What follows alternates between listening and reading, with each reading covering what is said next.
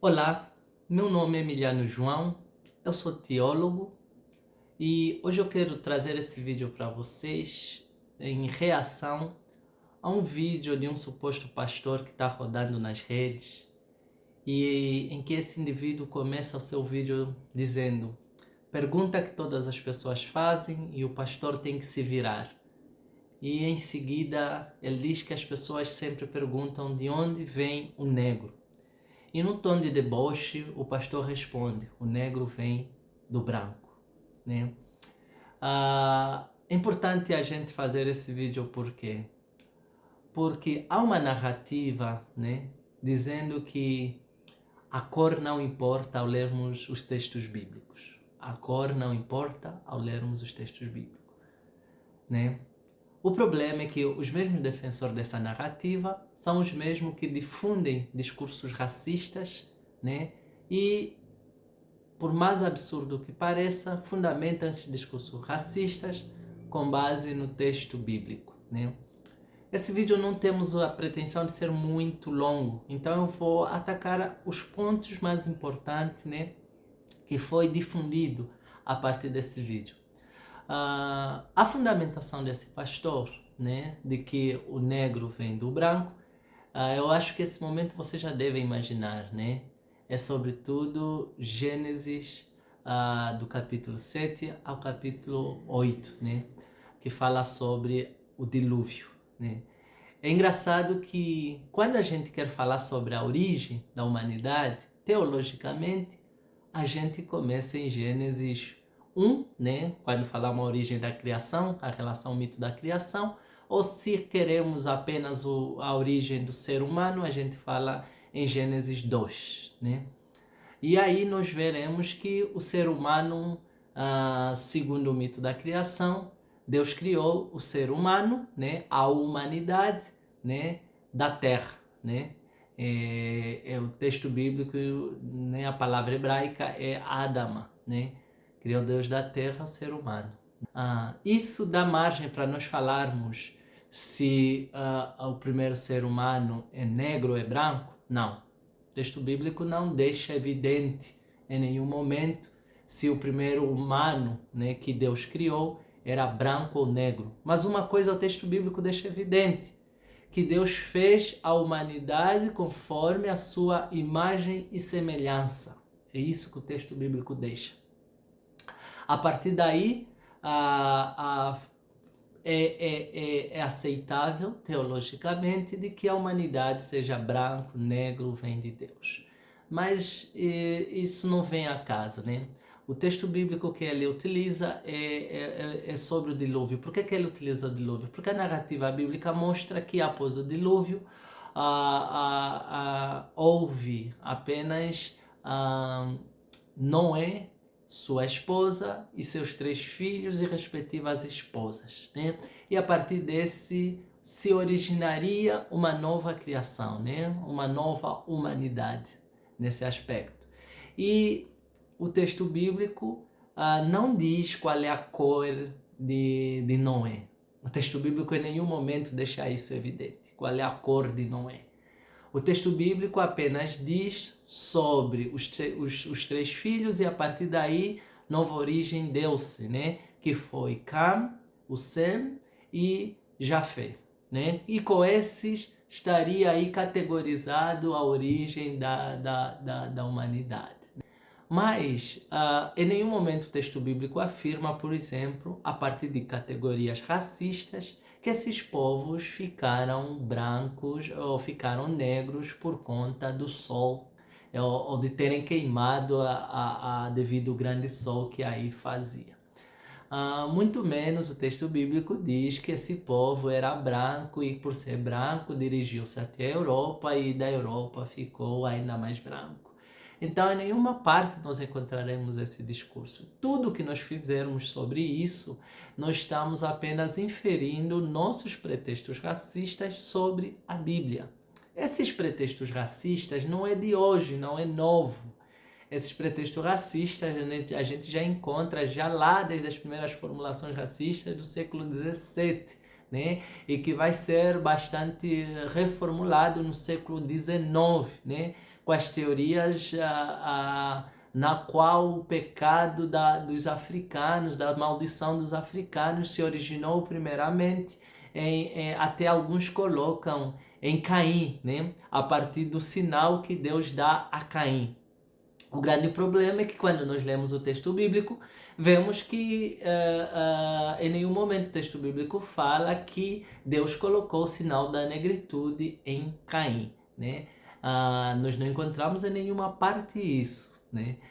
O que encontramos é que Deus colocou uma marca a Caim, e essa marca, por mais engraçado que pareça, não era uma maldição, era uma bênção, porque é uma marca para que Caim fosse protegido e não ser morto. Mas as teorias racistas entenderam isso como uma maldição e fundamentaram contextos bíblicos dizendo que era uma maldição, né? E após isso vem a questão do dilúvio e a questão do episódio de Noé, que bebeu todas que podia beber, e por conta disso os seus filhos veem, a Bíblia diz, a sua nudez, e posteriormente Noé vai amaldiçoar, né? E aqui está o pulo do gato, né? As teorias racistas dizem que Noé amaldiçoou Cam, que é descendente, que é ancestral dos africanos. Mas o que a Bíblia diz, não foi Cam que foi amaldiçoado, né? Em nenhum momento Cam foi amaldiçoado. Foi Caná que foi amaldiçoado. Isso é leitura básica, bíblica. Quando Noé diz, maldito seja Caná e será servo de seus irmãos, né? Então, quando nós vemos o relato bíblico, continuamos lendo, percebemos que Caná não se dirigiu para a África. Quem se dirige para a África é Cam e os demais filhos que foram diretamente para a África. De qualquer maneira, o próprio texto bíblico vai afirmar que Deus abençoou Cam quando saíram da arca. Porque o texto bíblico diz que bendito é Noé e seus filhos, e a minha aliança estará com ele e sua descendência. E um dos seus filhos é Cam. Então não tinha como Deus abençoar Cam e posteriormente Noé amaldiçoar Cam.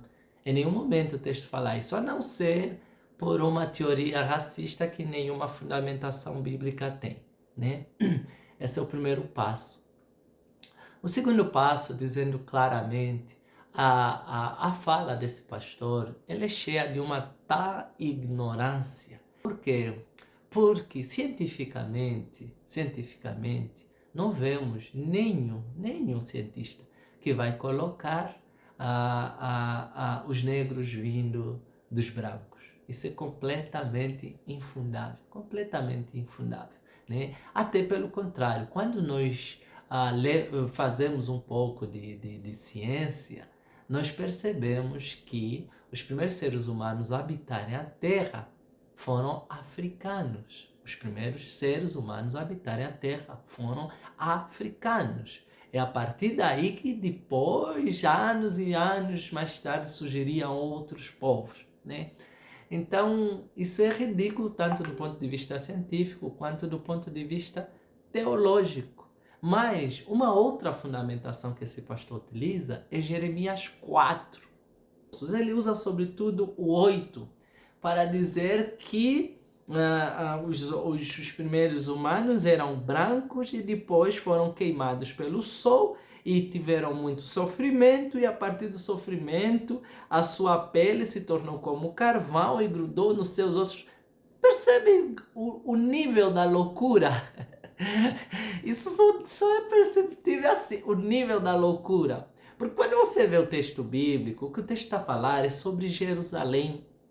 O que aqui Jeremias está lamentando, isso aqui é sobretudo várias alegorias em que ele lamenta o facto de Jerusalém ter se desviado da aliança e por consequência disso surgiu sobre ele o castigo, a ira de Yahvé mesmo. Ele está falando inclusive dos príncipes que abandonaram os caminhos do Senhor e por consequência disso eles sofrem o exílio. Então o que aqui está falando não tem nada a ver sobre a criação, sobre o ser humano, mas isso é comum nas narrativas racistas. Utiliza-se um texto bíblico e usa-se como pretexto para fundamentar o racismo. O racismo dentro das igrejas, dentro da teologia, dentro da fé cristã. Daí a importância, por exemplo, de se falar em teologia negra, em teologia africana.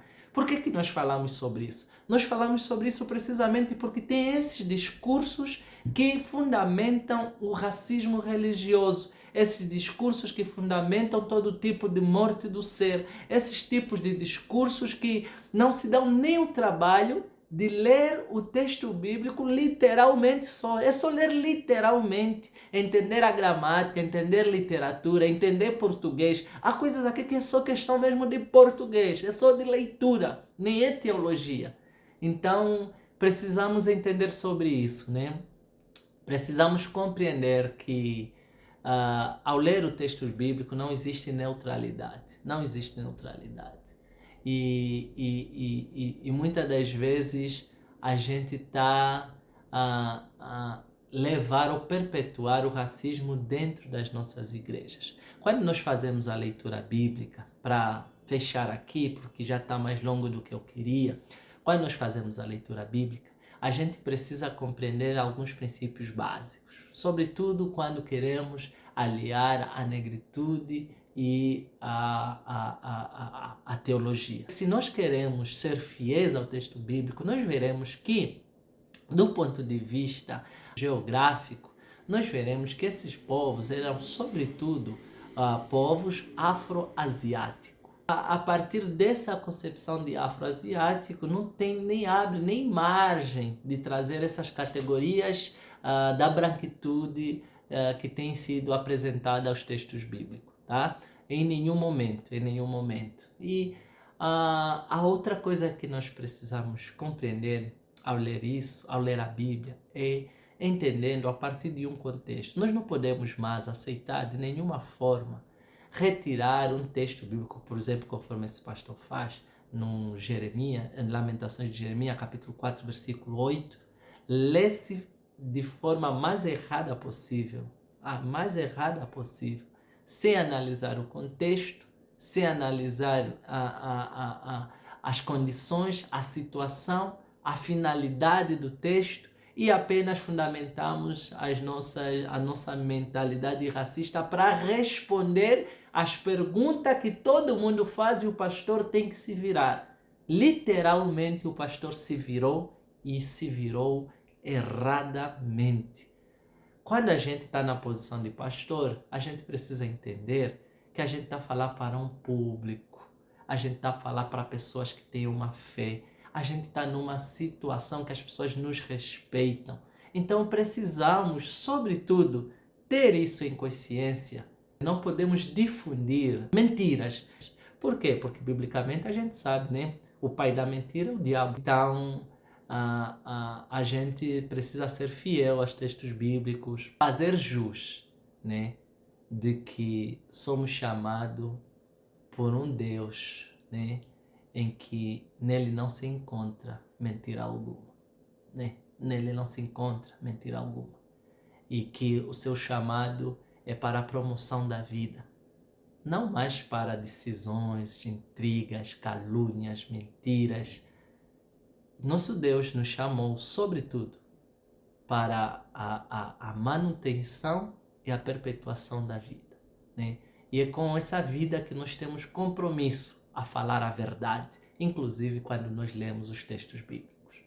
Precisamos falar a verdade em todo o tempo, não fazer dos textos bíblicos pretextos para poder disseminar o racismo que tem nos matado a cada dia.